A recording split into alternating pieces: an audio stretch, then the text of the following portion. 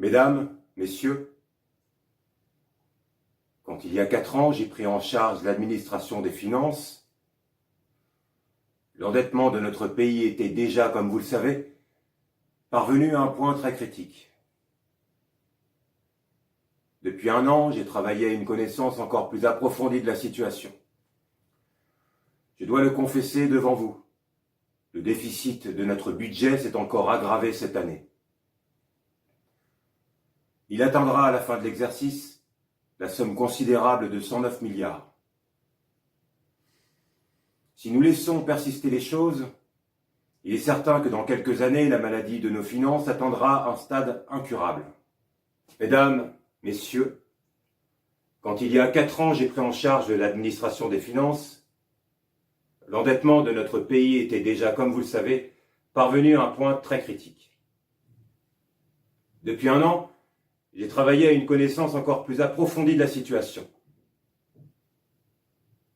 Je dois le confesser devant vous, le déficit de notre budget s'est encore aggravé cette année.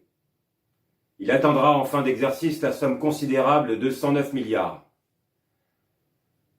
Si on laisse persister les choses, il est certain que dans plusieurs années, la maladie de nos finances atteindra un stade incurable.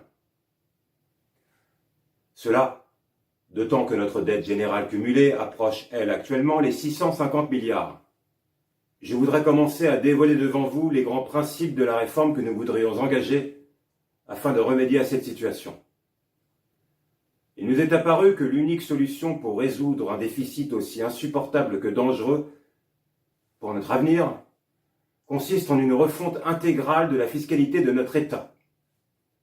Depuis plusieurs années, notre système fiscal est ressenti par une importante majorité de la population comme injuste et de fait complètement dépassé. De surcroît, il favorise les catégories les plus aisées, celles qui pourraient le mieux soutenir les intérêts de notre pays, et fait porter les plus lourdes charges aux classes productives. Pendant toutes ces journées, où nous serons occupés à étudier dans le détail cette réforme, vous aurez à l'esprit, j'en suis certain, que c'est le sort du destin de notre nation qui est en jeu, et que des moyens ordinaires n'auraient pas été conformes à notre ambition. Je vous remercie pour votre attention.